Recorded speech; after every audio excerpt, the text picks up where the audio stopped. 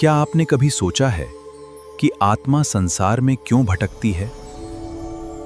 कौन सी शक्ति है जो जीव को जन्म मरण के अनंत चक्र में बांधे रखती है? और कैसे इन कर्मों से मुक्त होकर आत्मा अपने शुद्ध स्वरूप को प्राप्त कर सकती है? इन सभी गूढ़ रहस्यों का वैज्ञानिक और तात्विक समाधान मिलता है गोमटसार कर्मकांड। आचार्य नेमिचंद्र सिद्धांत चक्रवर्ती द्वारा रचित यह अनुपम ग्रंथ कर्मों के बंध, उदय, निर्जरा और मोक्ष मार्ग का विस्तृत विवेचन प्रस्तुत करता है। 8 मूल कर्म, गुणस्थान, कर्मों की प्रकृति, स्थिति, अनुभाग और प्रदेश। गोमटसार कर्मकांड के माध्यम से आत्मा और कर्म के शाश्वत विज्ञान को समझने की इस दिव्य यात्रा का प्रारंभ करें। गुणरेण विभूषणं महावीरं संवत्सरेण निलयं वैरी समुकीर्तनं मोक्ष। नमो अरिहन्ताणं नमो सिद्धाणं नमो अरियाणं।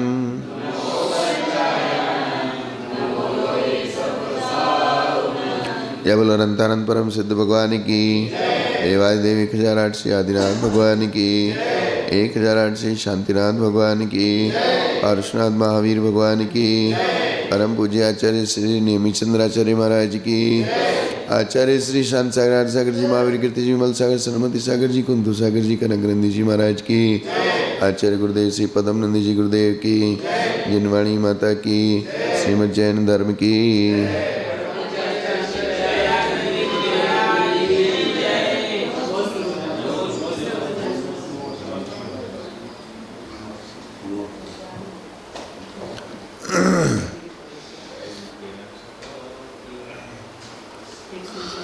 कल बताया था गाथा नंबर 151 में गोमटसार कर्मकांड, पेज नंबर 124, गाथा नंबर 151, 152। 17 प्रकृतियों का जगन्य स्थिति बंध 10वें गुणस्थान में होता है। 5 प्रकृतियों का जगन्य स्थिति बंध 9वें गुणस्थान में होता है। तीर्थंकर और आराध्य का जगन्य स्थिति बंध 8वें के 6ठे भाग तक होता है।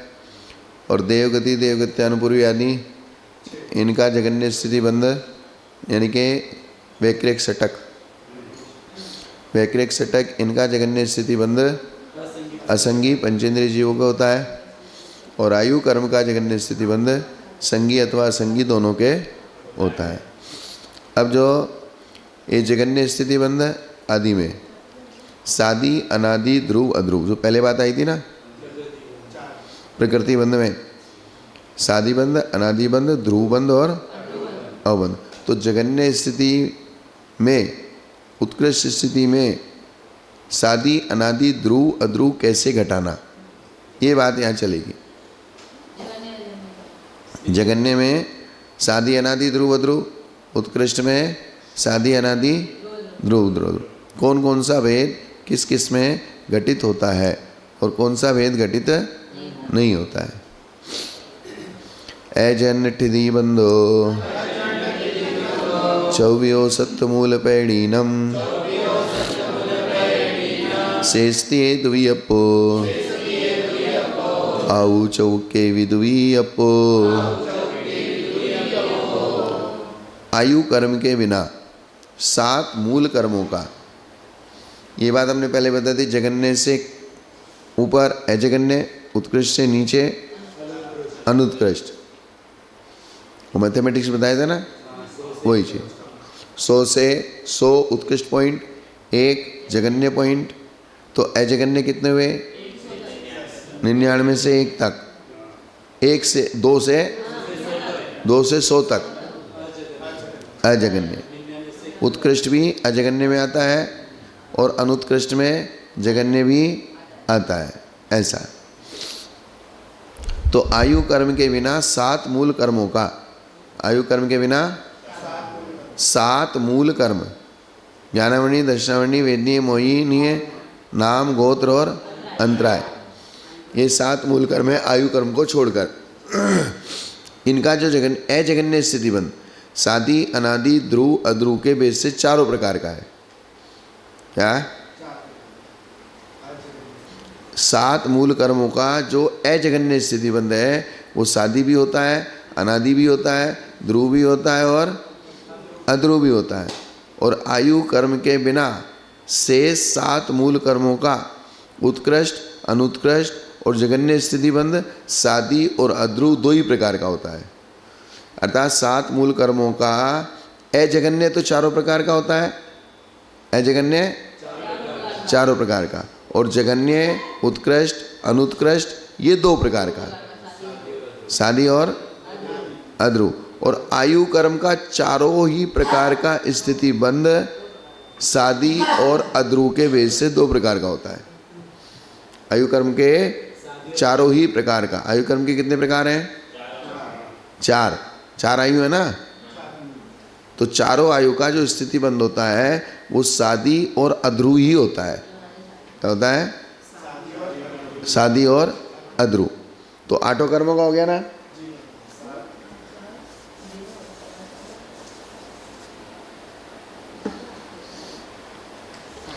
हाँ, सात कर्म का चार प्रकार का, सादी, अनादि, ध्रुव, अध्रुव, ये जगन्य।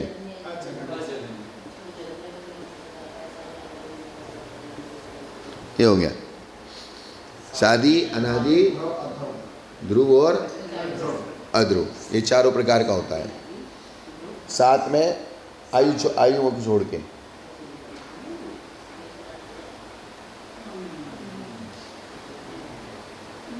आठ माइनस एक, सात हुए। सात में किसको छोड़ा?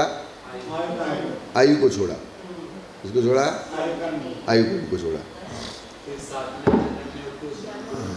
है।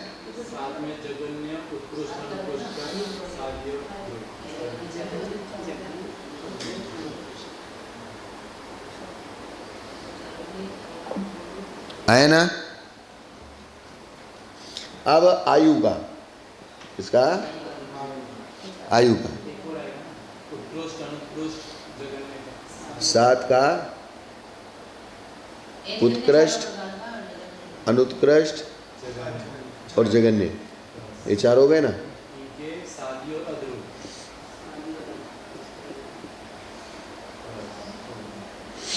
ये हो गया चारों आयु, चारों आयु का सादी और ये हो गया। हालांकि चार्ट आगे बना दिया, लेकिन चार्ट से पहले समझ लेंगे तो चार्ट जल्दी समझ में आ जाएगा। हाँ,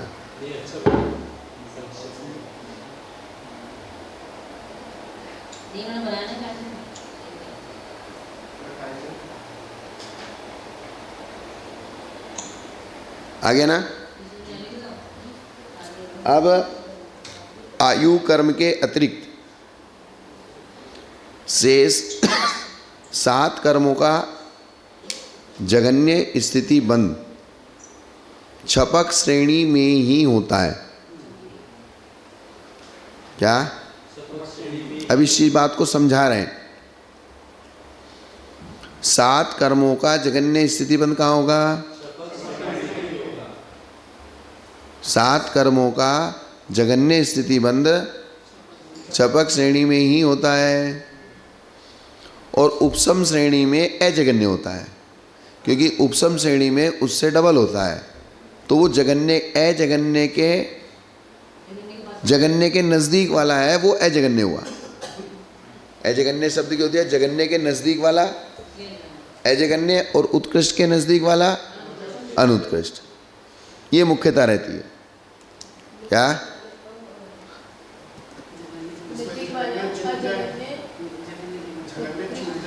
जैसे 1 और 100, तो ये जगन्य हुआ, ये उत्कृष्ट हुआ। तो जगन्य, ये बिल्कुल जगन्य पॉइंट हो गया अंतर्मूर्त छपक श्रेणी में, और उपसम श्रेणी में दो अंतर्मूर्त, तो ये अजगन्य हो गया, थोड़ा सा ऊपर हो गया, जगन्य से ऊपर। क्या हो गया? हाँ, मतलब जगन्य, बिल्कुल जगन्य पॉइंट नहीं लेना, थोड़ा सा बढ़ा के लेना, तो वो अजगन्य हो गया। ऐसे ही उत्कृष्ट से थोड़ा सा नीचे आए, सात कर्मों का। क्योंकि आयु कर्म का जगन्य के लिए छपक श्रेणी की आवश्यकता नहीं है, क्योंकि आयु कर्म का जगन्य बंध सूक्ष्म निकोदय लब्ध पर्याप्त तक भी करता है, और हम मनुष्य भी करते हैं। हम भी सूक्ष्म निकोदय लब्ध पर्याप्त जा सकते हैं कि नहीं जा सकते हैं? निकोद में मनुष्य सीधा डायरेक्ट जा सकता है कि नहीं जा सकता? तो जगन्य आयु बंद करेगा जब भी तो जाएगा, मिथ्या दृष्टि अवस्था में करेगा। तो आयु का जगन्य बंद करने के लिए छपक श्रेणी की आवश्यकता नहीं, लेकिन बाकी 7 कर्मों का जगन्य बंद करने के लिए छपक श्रेणी में ही होगा, ये कहने का मतलब है। हाँ, और अजगन्य भी छपक श्रेणी में ही होगा। हाँ, मतलब श्रेणी में ही, अजगन्य भी श्रेणी में होगा, लेकिन वो उपसम श्रेणी में होगा। किसमें होगा? उपसम श्रेणी में। आया ना बात समझ में? क्योंकि छपक श्रेणी में परिणामों की विशुद्धि, अनिवृत्तिकरण परिणाम आदि होते होते होते होते वहाँ स्थिति बंद बिल्कुल जगन्य रह जाता है, क्योंकि कषाय बिल्कुल मंद हो जाती है, शुक्ल लिशा होती है, और स्थिति जो पड़ती है वो कषाय से पड़ती है। स्थिति बंद किससे होता है? कषाय से। और ऊपर ऊपर के गुणस्थान में जाएंगे तो कषाय डाउन होती है, कषाय डाउन होगी तो स्थिति बंद अपने आप डाउन हो जाएगा। और जैसे जैसे नीचे आएंगे कषाय बढ़ेगी, कषाय बढ़ेगी तो स्थिति बंद बढ़ता जाएगा। सीधा सीधा जगणित है।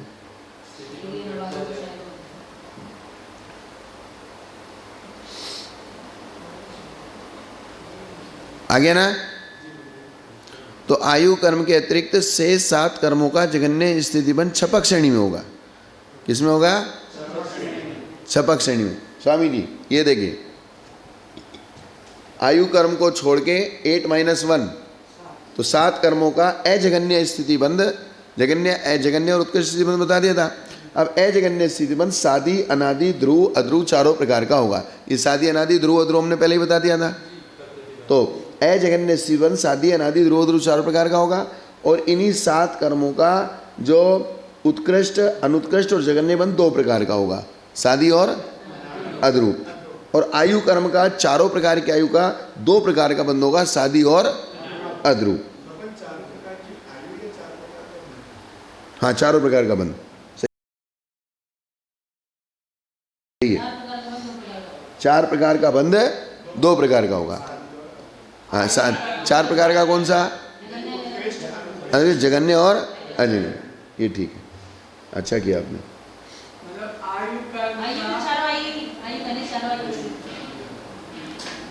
उत्कृष्ट, अनुत्कृष्ट, जगन्य और अजगन्य। 7 कर्मों में 2 प्रकार का चलेगा, एक तो अजगन्य और एक उत्कृष्ट, अनुत्कृष्ट, जगन्य। तो अजगन्य का 4 प्रकार का, उत्कृष्ट, अनुत्कृष्ट, जगन्य का 2 प्रकार का। और आयु कर्म में 4 प्रकार का 2 प्रकार का।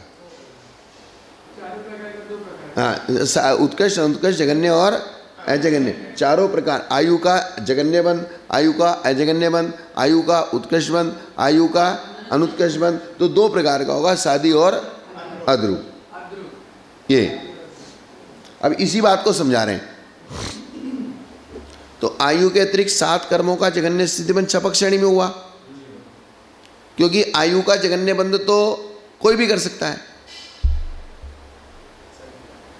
आयु का जगन्य बंद, लेकिन नारकी और देव नहीं करेंगे, क्योंकि नारकी और देव सूक्ष्म निगोद लब्ध पर्याप्तक में जाते हैं, निगोद पर्याय में जाते हैं नहीं है, तो वहीं जगन्य आयु है। वे बादर में ही जाते हैं। नहीं, बादर में नहीं, मतलब एक केंद्र में जाते ही नहीं।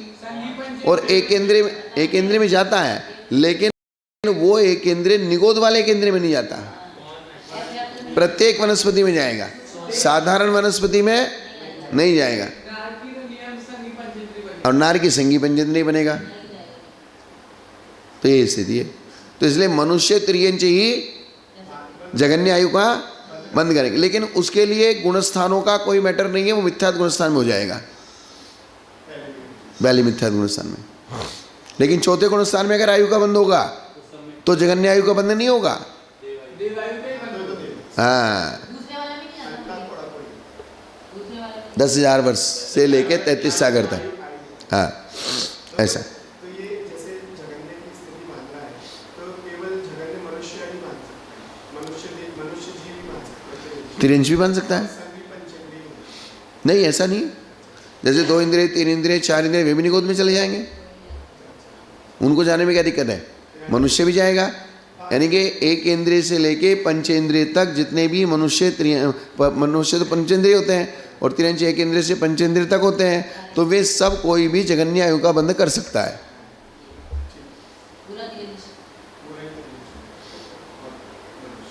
और संगी पंचेंद्रिय जो जीव है, असंगी जीव है, असंगी तो पहले नरक तक जा सकता है 10,000 वर्ष की आयु लेके।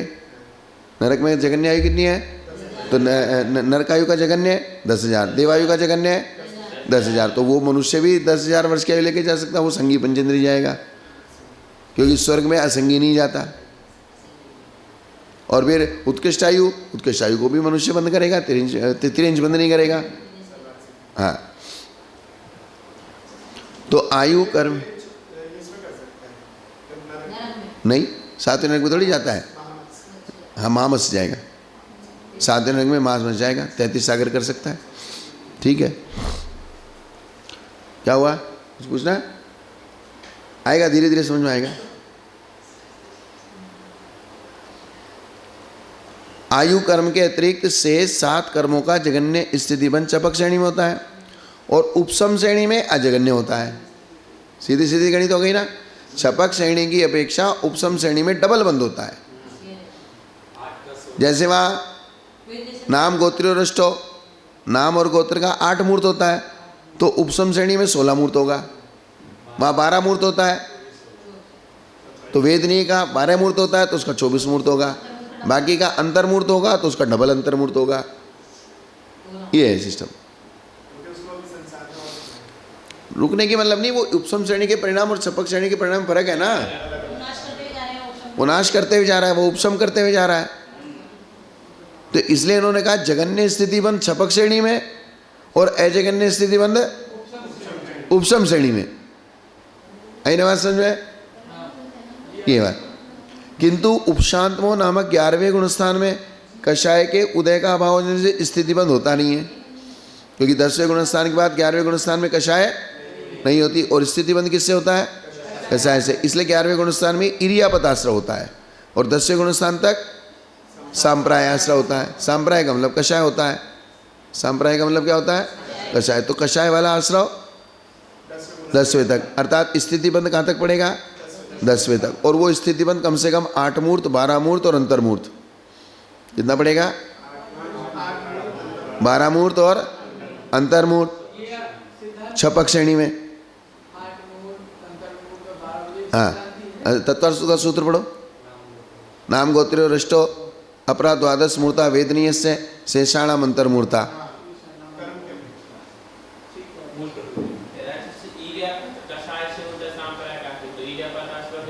बिना कषाय के योग से होता है। आपका वो पॉइंट पे तो दिमाग में सेट हो गया, मोह और योग। हाँ, मोह क्या है, कषाय आदि उसमें मोह और योग से गुणस्थान होते हैं। किससे होते हैं? तो दर्शन मोह से 1 से 4 तक गुणस्थान, और चारित्र मोह से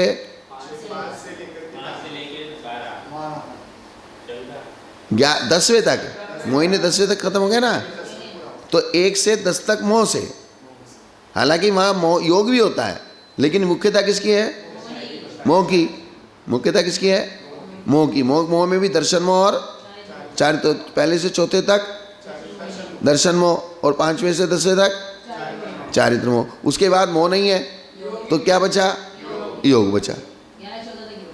11, 12, 13, 14। तो 14 तो है, तो योग नहीं है इसलिए तो अयोग है तो योग की अपेक्षा ना। विवक्षा किसकी हुई? अयोगी में भी विवक्षा किसकी है? योग की। कि योग है कि नहीं है? बोले योग नहीं है। अब वहां ये नहीं पूछा जाएगा मोह है कि नहीं है। 14वें गुणस्थान में क्या प्रश्न आएगा? हाँ, तो मोह है कि नहीं है ये पूछा जाएगा क्या? मोह तो 10वें में ही चला गया, उसका मैटर तो वहीं खत्म हो गया।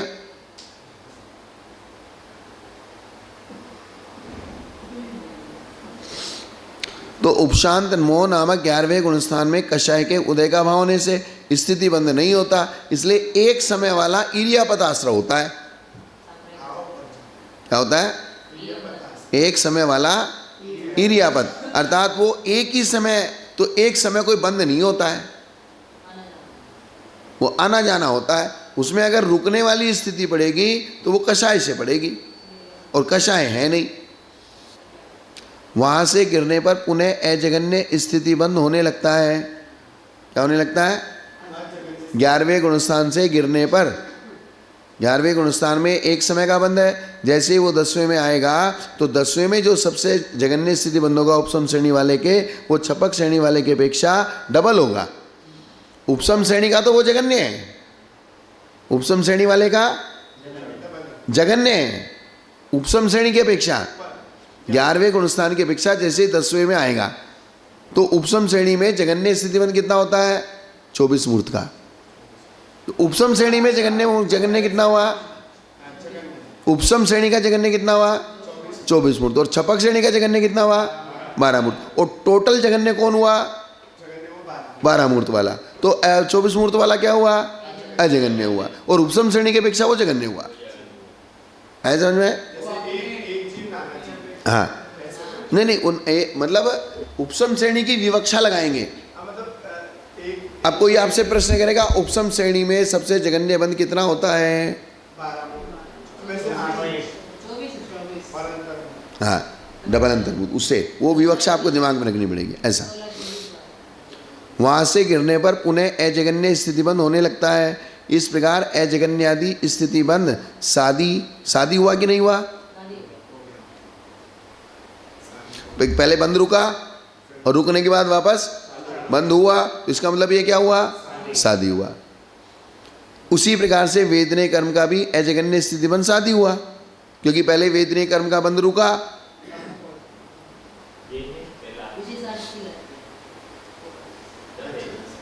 तथैव, तथा एव, उसी प्रकार से, तथा प्लस ए माने उसी प्रकार से वेदनीय कर्म का भी अजगन्य स्थिति बंद शादी हुआ। ये इन्होंने पूरा चार्ट बना दिया यहाँ पे। ज्ञानावरण, दर्शनावरण, वेदनीय, मोहिनी, आयु, नाम, गोत्र और अंतराय। तो ज्ञानावरण के उत्कृष्ट बंद 2 प्रकार का, इसमें सब ज्यादातर 2 प्रकार के हैं। सिर्फ लास्ट की लाइन में 4 प्रकार का है, और आयु का पूरा 2 प्रकार का है। और लास्ट इस चार्ट को अपने दिमाग में फोटो खींच लो, जब भी आपको ध्यान में आए तो दिमाग इस चार्ट का फोटो याद कर लो।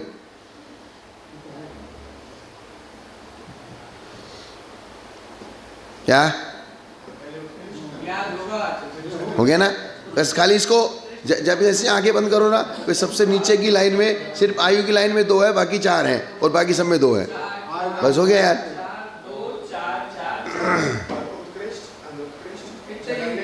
आ जाएगा ये इधर उत्कृष्ट जगन्य है, तो खाली इसका फोटो आप ध्यान में रखोगे तो याद नहीं करना पड़ेगा।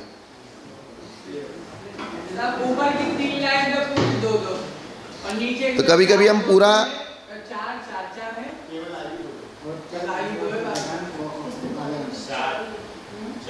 ये भी एक याद करने का तरीका है। अक्षर टू अक्षर याद करने की आवश्यकता नहीं है। जैसे आपका हार्ड डिस्क फोटो दिखाता है, जैसा फोटो उसने रखा फोटो वापस दिखा दिया, ऐसे आपके दिमाग का हार्ड डिस्क भी आपको फोटो दिखा देगा। और फोटो का अंदाजा ले लो। हाँ, जैसे हमने चित्र देखा तो चित्र में कुछ अक्षर लिखे हुए नहीं है, चित्र को ही तो याद करते हैं ना। चित्र में अक्षर याद करते हैं कि चित्र को याद करते हैं? तो ऐसे ही एक चित्र है, तो चित्र में अक्षर देखने की बजाय इसके चित्र को याद रखो। अक्षर तो है ही उसमें है। चार्ट में देखो कि ऊपर ऑटोकर्व लिखे हैं, साइड में उत्कृष्ट, अनुत्कृष्ट, जगन्य, अजगन्य लिखा है। क्या? तो ज्ञानावरण का उत्कृष्ट 2 प्रकार का, अनुत्कृष्ट 2 प्रकार का, जगन्य 2 प्रकार का, अजगन्य 4 प्रकार का। शादी अनादि, जहां शादी और अध्रुव, 2 में क्या लेना, और 4 में शादी अनादि ध्रुव अध्रुव। नीचे लिखा 2 का अंक शादी अध्रुव का है, और 4 का अंक शादी अनादि ध्रुव अध्रुव का है। हो गया? आ गया चार्ट पूरा समझ में? या और पढ़ूं? चलिए आगे। अब उत्तर प्रकृतियों की में विशेषता है, तो मूल प्रकृतियों में हो गया, इसमें हो गया मूल। अब उत्तर प्रकृति 148 है, तो 148 में भी तो घटाना पड़ेगा। हाँ,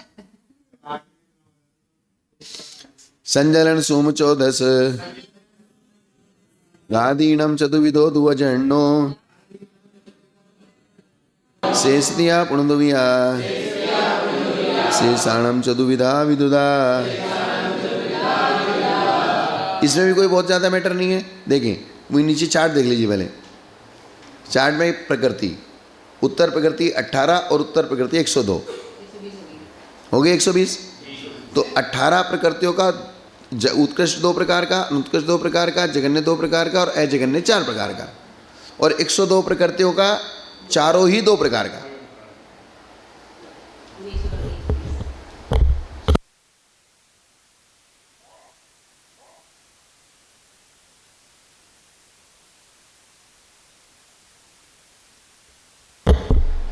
अब खाली अपने को 18 प्रकृति को याद करना है।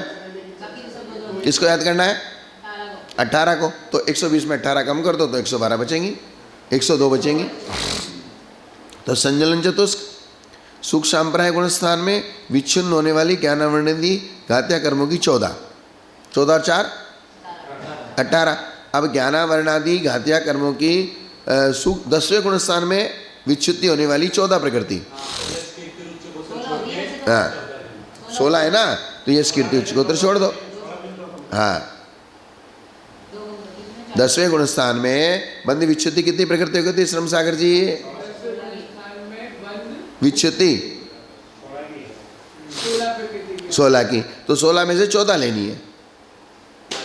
16 में से कितनी लेनी है? 14। तो 2 कौन सी जोड़नी है? यश कीर्ति और उच्च गोत्र। उनको छोड़ के ये 14 हो गई और बाकी संजलन चतुष्क हो गई। तो 16 और 14 और 4 18। तो इन 18 प्रकृतियों का कितना होगा? 18 प्रकृतियों का उत्कृष्ट 2 प्रकार का, अनुत्कृष्ट 2 प्रकार का, अजगन्य 2 प्रकार का और जगन्य 2 प्रकार का और अजगन्य 4 प्रकार का। और बाकी जो बची 102, 120 में 102 बची, उनका चारों ही प्रकार का 2 प्रकार का बंद होगा। चारों ही प्रकार का 2 प्रकार का बंद होगा, शादी और अध्रुव। ये हो गया मैटर पूरा 148 प्रकृतियों का हो गया। अब आगे अच्छी गाता है विशेष। सवाओ दुठी दियो सुहा सुहाणम पिहोन्ति असुहाओ मानुस्त्रिक देवाउगम चमोतुण से साणम। मनुष्यायु, तिर्यंचायु और देवायु, इन 3 आयु को छोड़ दो। ये क्योंकि तीनों आयु शुभ है। 3 आयु क्या है? और नरक आयु अशुभ है। तीनों आयु शुभ है और नरक आयु अशुभ है। तो तिर्यंच आयु भी शुभ है, क्योंकि तिर्यंच में मरण आयु का खंडन नहीं चाहता। तिर्यंच जीव आयु कोई मुझे मार दे ऐसा नहीं चाहता। और तिर्यंच में अगर आपको कहा गया तिर्यंच में जाना है क्या, बोले नहीं जाना। इसलिए तिर्यंच गति अशुभ है और तिर्यंच आयु शुभ है। ऐसा में हाँ, अब धीरे धीरे आपको याद आने लगे मैंने पहले क्या क्या बताया था।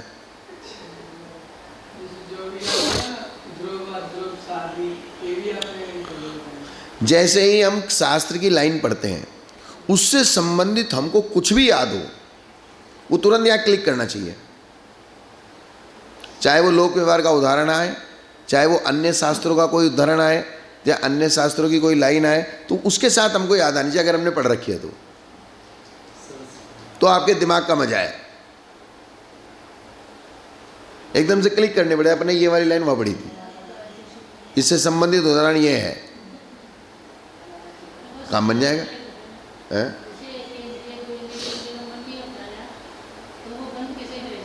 है बहुत अच्छा प्रश्न है। शिवानंद जी महाराज बताओ जरा।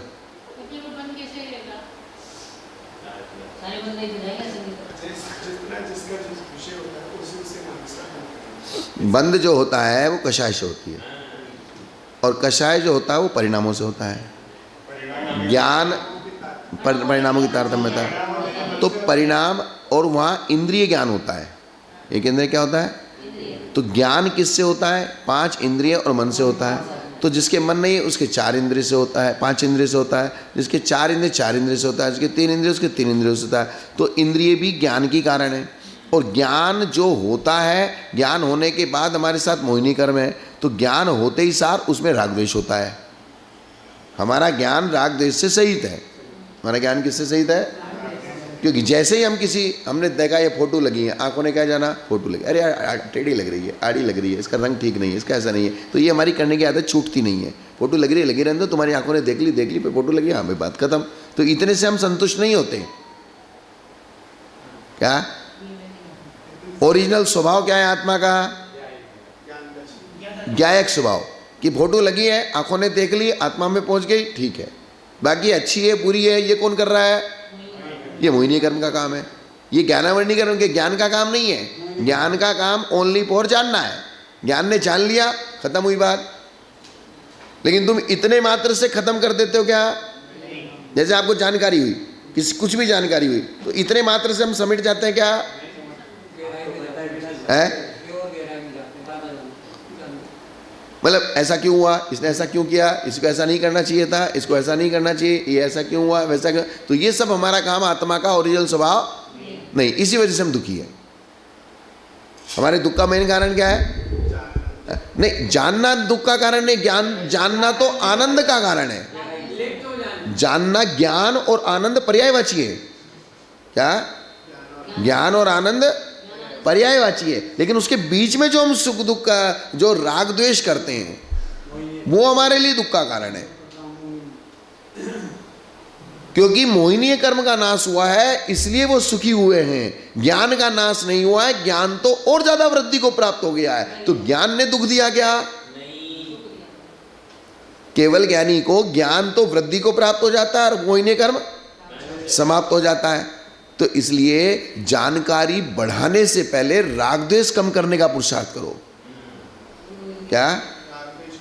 अगर आपने जानकारी तो बढ़ा ली लेकिन राग द्वेष कम नहीं हुआ तो आपका ज्ञान आपके लिए ही नुकसानदायक हो जाएगा। इसलिए जितना ज्ञान है, जैसे मान लीजिए आपके पेट में बात नहीं पचती, हजम नहीं होती, या आपको बहुत उथल पुथल होती है, तो आप फिर जानकारी करने लायक नहीं हो। दुनिया की बात जानने की आपकी क्षमता नहीं है। इसलिए तुमको जरा सी किसी अड़ोसी पड़ोसी की बात चल जाएगी, तुम तो उछलने लगते हो, विकल्प बढ़ जाते हैं। तो विकल्प तुम्हारे बढ़ गए ना। और जिनके विकल्प नहीं बढ़ते, जो गंभीर है, विकल्प नहीं बढ़ते, दुनिया भर की बातें उनके कानों में आती रहती है, होती रहती है, दुनिया चलती रहती है, करते, लेकिन उनको कोई फर्क नहीं पड़ता। हाँ, तो ये जैसे जैसे कोई फर्क आपको कम पड़ने लगा, किस चीज का प्रभाव आप कितना कम ले रहे हो, ये आपकी महापुरुषता है। चाहे अच्छा हो चाहे बुरा हो, उसका प्रभाव हमें अपने माथे नहीं लेना है। हमको तो सिर्फ अपनी आत्मा का ही प्रभाव लेना है, बाकी हमको किसी का प्रभाव नहीं लेना। चाहे वो चेतन परिग्रह हो, चाहे वो अचेतन परिग्रह हो, चाहे वो स्त्री हो, चाहे पुरुष हो, चाहे धन संपत्ति हो, चाहे सोना चांदी हो, उसका प्रभाव हमारी आत्मा के ऊपर नहीं पड़ना चाहिए। उसके चक्कर में हम राग विदेशी नहीं होने चाहिए। ये हमारा पुरुषार्थ और ये हमारी चतुराई है। क्या बात समझ में आएगी नहीं आई? बस ये काम कर लो। और इसमें सबका पढ़ने का सार यही है, बाकी कुछ नहीं है। बचा क्या? बात समझ में आई ना? तो एक इंद्रिय के भी इंद्रिय होती है, तो इंद्रिय से ज्ञान होता है, और ज्ञान से एक इंद्रिय के भी धन संपत्ति की तरफ उसकी जड़ें फैलती हैं, पानी की तरफ उसकी जड़ें फैलती हैं। तो इसका मतलब उसकी इच्छाएं है ना।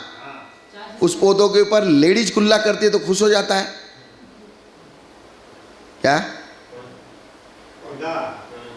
पौधा लेडीज अगर उसके पास से गुजरती है, या उसके पैरों की झुन की आवाज आती है, या उसकी पायजेब की आवाज आती है, तो उसको आनंद होता है। हाँ? तो आप ये समझो, वो संज्ञा जहां जितनी सेंसिटिविटी बिल्कुल कम है, तो भी उसकी संज्ञा के संस्कार वहां है, तो हमारी क्या दशा होगी, ये कल्पना करो अब। हाँ, तो आपके पास जो सेंसिटिविटी भी है, उस प्रकार का पूरा मन है, पूरी पांचों इंद्रियां आपकी जागृत है, पूरा मन आपका जागृत है, तो फिर कितने कितने आप उसके प्रभाव में आ जाओगे। जब वो एकेंद्रिय होते हुए भी उसके प्रभाव में आ रहा है, तो इसका मतलब हमको कितनी सुरक्षा से रहना। संस्कार के माध्यम से, उस संस्कारों के माध्यम से वो जब सेंसिटिविटी बिल्कुल उसको डाउन कर दी गई, बिल्कुल पूरा उसका मार पीट के उसको मूर्छित करके बिठा दिया गया। एक इंद्रिय का मतलब क्या है, उसकी पूरी जान निकाल दी। पूरी जान निकालने के बाद भी उसकी मैथुन संज्ञा है। वो एक उदाहरण देते हैं ना सम्यक कौमुदी में, एक कुत्ता है बिल्कुल सूखा पड़ा है, टांग टूटी पड़ी है, गले में फूटे घड़े का घाघर बांध दिया है, बच्चे उसको पीछे से दौड़ रहे हैं, मार रहे हैं, फिर भी बोले हाँ उसके पीछे लगा हुआ है। तो यही मतलब वो तुम्हारी पूरी जान निकालने के बाद भी ये संज्ञाओं का असर खत्म नहीं होता। तो आप लोग, हम लोगों के लिए तो ये बहुत ज़्यादा सेंसिटिव है। हम तो बहुत ज़्यादा सेंसिटिव हो चुके हैं। किसी भी चीज़ को देखना, सुनना, चिंतन करना, विचार करना, तो हम तो 1 मिनट में उस खड्डे में चले जाएंगे।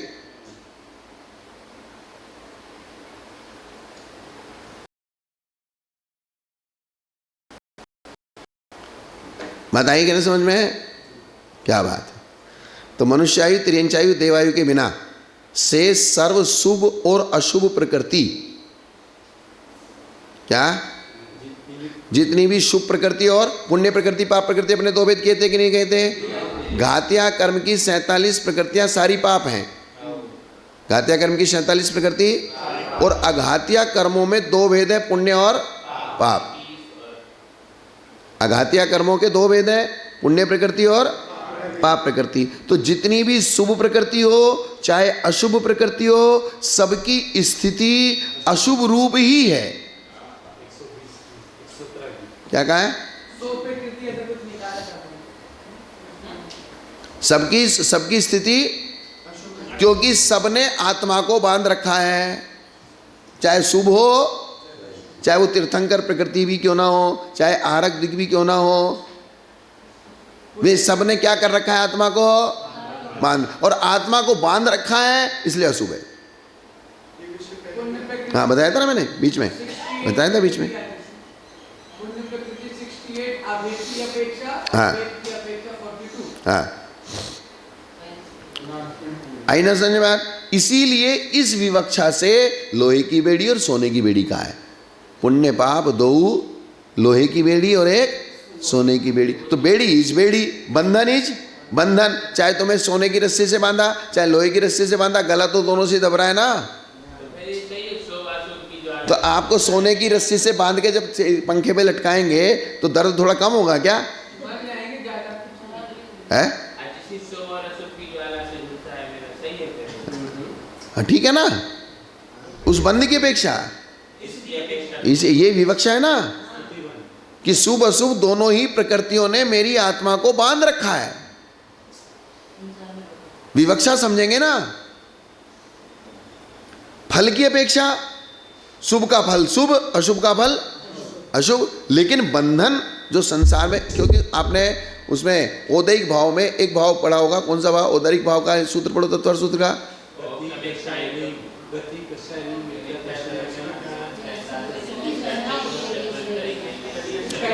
तो इससे रिलेटेड कौन सा बंध है जो मैं प्रकरण चल रहा है? इससे रिलेटेड औदैहिक भाव के 18 भेद हैं। 21 है कि 18? 21। तो 21 में एक भाव बताओ कि कौन सा भाव है जो प्रकरण में यहां बोल रहा हूं। पढ़ो सूत्र, याद है ना सबको?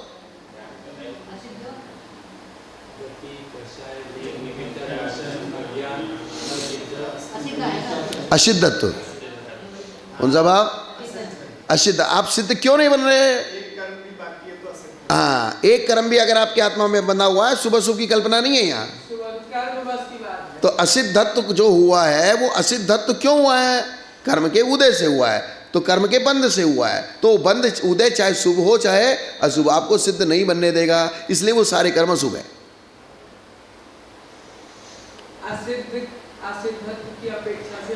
हाँ, सारे अशुभ है।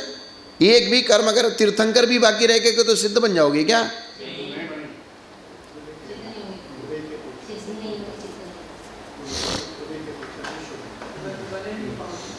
उनके फल की अपेक्षा से उनको शुभ अशुभ कहा है। किसकी अपेक्षा से? पुण्य फल पाप फल, वो फल की अपेक्षा से शुभ अशुभ कहा है। किसकी अपेक्षा से? फल की अपेक्षा से। लेकिन ओरिजिनल पुण्य ने भी आपको बांध रखा है और पाप ने भी आपको बांध रखा है। और इसलिए और ये कहा है कि पुण्य प्रकृतियां जो हैं वो ज्यादा बंध का कारण है। जैसे कहते हैं ना, कपूत तो फिर भी घर, ये हम सोचते हैं भाई घर छोड़ के चला जाए, लेकिन जो सपूत है उससे ज्यादा राग होता है। क्या? अच्छी प्रकृतियां, अगर आपका दिमाग ठिकाने नहीं है तो पुण्य आपको और ज्यादा नरक में ले जाएगा। चक्रवर्ती 7वें नरक में जाएगा सीधा। चक्रवर्ती कहां जाएगा? पुण्य, पाप को बंद कराने वाला पुण्य।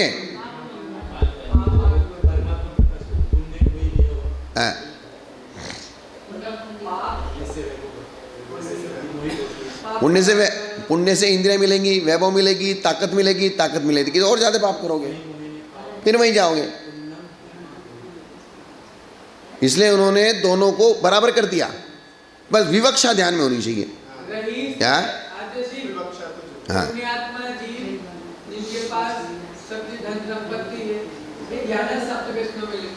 हाँ, तो वो तो हो गई। आतंकवादी को जितना ज्यादा धन मिल जाएगा उतना ज्यादा लोगों को मारेगा। वीरप्पन के पास सादी बंदूक थी, जो दुनाली होती है ना, वो पुराने जमाने की दुनाली, और उसमें एक एक गोली डालनी पड़ती थी, करनी पड़ती थी। तो उसने डील कर दी, बोले मुझे AK-47 चाहिए, तब मजा आएगा।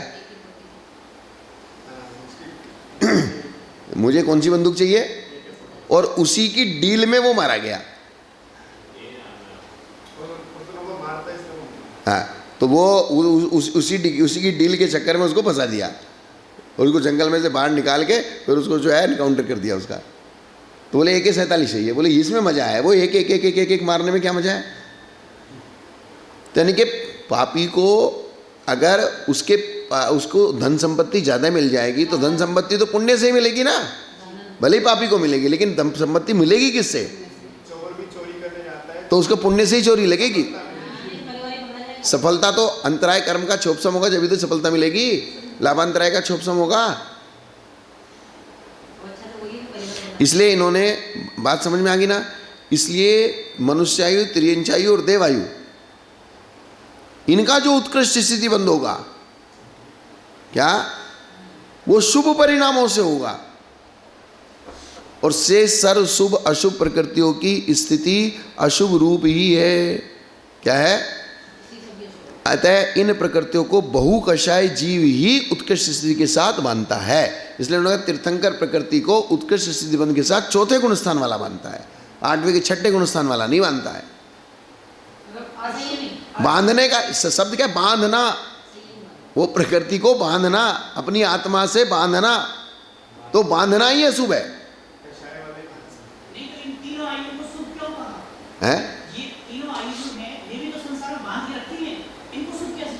तो बताएंगे ना आगे। हाँ, एवं अल्प कषाई विशुद्ध जीव के अल्प स्थिति के साथ इन प्रकृतियों का बंध होता है। जैसे तीर्थंकर प्रकृति का उत्कृष्ट स्थिति बंध चौथे गुण स्थान में होता है और जगन्य स्थिति बंध 8वें के 6ठे भाग में होता है। तो 8वें के 6ठे भाग में अल्प कषाई हो जाता है और चौथे गुण स्थान में अल्प कषाई होता है। क्या? तीव्र कषाई होता है। 3 आयु के बिना शेष 145 के स्थिति बंध में वृद्धि हानि संक्लेश परिणामों की वृद्धि हानि के ऊपर निर्भर है। 145 प्रकृतियों की वृद्धि स्थिति की वृद्धि हानि संक्लेश की वृद्धि हानि के ऊपर निर्भर है। तो ये 3 आयु है, ये संक्लेश की वृद्धि होने से ज्यादा स्थिति बनेगी। क्या? संक्लेश की वृद्धि होने से आयु का स्थिति बंध कम होता है। ये उल्टा है, इसलिए इनको 3 आयु को अलग रखा। जैसे देवायु मानना है तो देवायु 33 सागर किसको बनेगी? विशुद्ध परिणाम वालों को। और बाकी 145 की जो उत्कृष्ट स्थिति बनेगी वो संक्लेश से बनेगी। और देवायु 33 सागर की माननी है तो वो संकलेश से नहीं बनेगी। मनुष्य आयु की उत्कृष्ट आयु कितनी है? 3 बल्य, तो वो संकलेश से बनेगी विशुद्धि से? त्रियंश की उत्कृष्ट आयु कितनी है? 3 बल्य, वो तो संकलेश से बनेगी कि विशुद्धि से? विशुद्धि से। इसलिए और बाकी 145 की उत्कृष्ट स्थिति किससे बनेगी? संकलेश से। इसलिए तो ये मैटर 3 का अलग हो गया और 145 का अलग हो गया, चाहे वो संकलेश कम हो चाहे है? तो फिर वो भेद हो जाएगा, वो उसकी वेरिएशन हो जाएगा ना, लेकिन उत्कृष्ट स्थिति माननी है ना। शुभ परिणाम तो वे शुभ परिणामों से बंधती है, लेकिन शुभ परिणामों में भी उत्कृष्ट स्थिति बंध किससे बनेगा? उस शुभ की अपेक्षा अशुभ से। प्रशस्त राज हाँ भाई, वो कहाँ बनती है? छठे में। और कहाँ तक बनती है? 7वें से बनती है और 8वें के छठे भाग तक बनती है। तो 7वें के अपेक्षा 8वें के छठे भाग में मंद कषाय है, और 7वें में जहाँ बंधना शुरू हुआ वहाँ तीव्र है, तो वो तीव्र मंद हो गया। तो उत्कृष्ट जो बनेगी वो 7वें में संकलेश से बनेगी। तो 7वें वाले के भी किसके बनेगी? जो छठे में के सन्मुख होगा, हाँ, उतरता हुआ। विवक्षा हम अनेकांतवादी के एकांतवादी?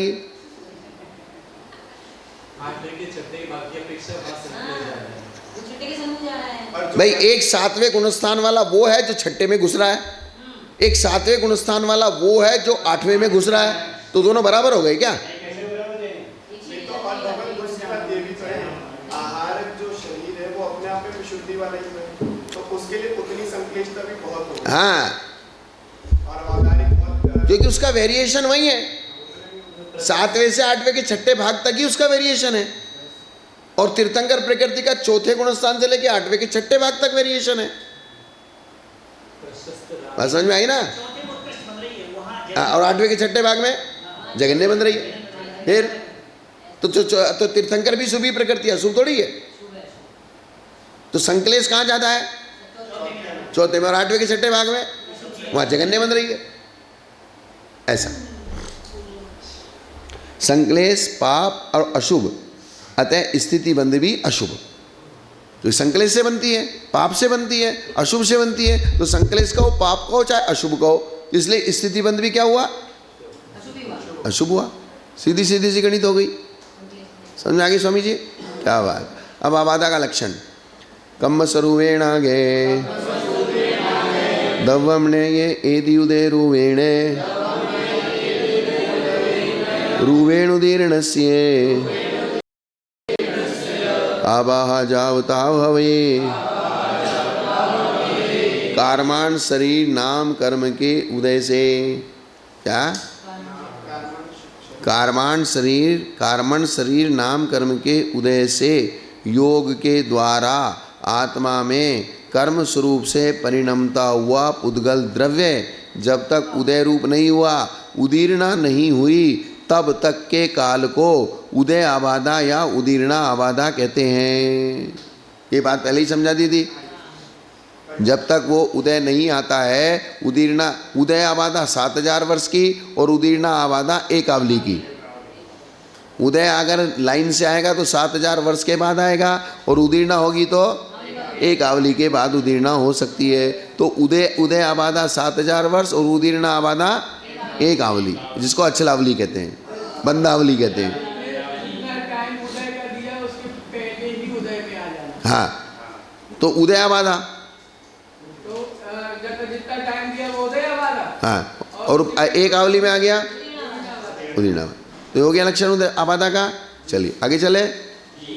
उदीर्णा आबादा, बंदावली, अचलावली अर्थात 1 आवली। उदय आबादा 1 कोड़ा कोड़ी सागर स्थिति बंद की 100 वर्ष। 1 कोड़ा कोड़ी की कितनी है? तो 70 कोड़ा कोड़ी की 7000 वर्ष होगी ना। जब 1 कोड़ा कोड़ी की 100 वर्ष है तो 70 कोड़ा कोड़ी की 7000। तो बंद के समय इस उदय आबादा में निषेक रचना नहीं होती, इसलिए वो खाली रहते हैं। किंतु अचलावली काल के पश्चात स्थिति अपकर्षण के द्वारा, इसके द्वारा अचलावली के बाद इसके बाद अपकर्षण हो गया, उसकी स्थिति का क्या हो गया, अपकर्षण हो गया, इसलिए वो एक आवली के बाद ही उस आबादा में निषेक रचना हो जाती है। क्या हो जाती है? जैसे ये लाइन मैंने खींची, ये यहाँ तक 70 कोड़ा कोड़ी, कितना 70 कोड़ा कोड़ी, और ये 7000 वर्ष, ये कितना, तो ये आबादा, ये क्या होगी, तो निषेक रचना यहाँ से होगी। जो बंटवारा होगा ना कर्म का, तो यहाँ निषेक रचना नहीं है, यहाँ निषेक रचना नहीं है। अब ये तो हो गई 7000 वर्ष उदय आबादा, 7000 वर्ष क्या हो गई, उदय। अब इसको एक आवली और कर लो यहाँ, ये क्या हो गया, अचलावली। तो इसमें निषेक रचना नहीं है, लेकिन उदीर्णा करने के लिए ऊपर से खींच के नीचे निषेक रचना कर दी। यहाँ तक क्या करती, ऊपर से खींच के अपकर्षण करके निषेक रचना कर दी। तो एक आवली के बाद उदय में आ गया, एक आवली के बाद क्या हो गया, उदय में आ गया। और अगर लाइन से चलता तो यहाँ से उदय में आता, और उदीर्णा हो गई तो अपकर्षण का मतलब क्या होता है, स्थिति को घटा देना। अर्थात जो कर्म 7000 वर्ष में उदय में आने वाला था, वो कर्म एक आवली के बाद ही उदय में आ गया। तो अब भगवान जो 70 कोड़ा-कोड़ी के समय, तो वहाँ पर भी कम हो जाए? नहीं, वो ये तो लाइन लगी हुई है, इसमें से कुछ निषेक उठ के नीचे आते हैं, कुछ द्रव्य, पूरा द्रव्य निषेक खाली नहीं हो जाता। पूरा निषेक तो खाली जब होगा जब हम स्थिति कांडक घात करेंगे, अर्थात 70 कोड़ा कोड़ी का अंत्य कोड़ा कोड़ी पे ले आएंगे। किस पे ले आएंगे, जब सम्यक दर्शन होगा तो सम्यक दर्शन में लास्ट के झटके में वो 70 कोड़ा कोड़ी क्या हो जाएगा, अंत्य कोड़ा कोड़ी हो जाएगा। तो ये निषेक ही खत्म हो जाएंगे। लेकिन इस उदीर्णा में और अपकर्षण में निषेक खत्म नहीं हो रहे, इनमें से कुछ द्रव्य उठ के नीचे आके निषेक रचना हो गई।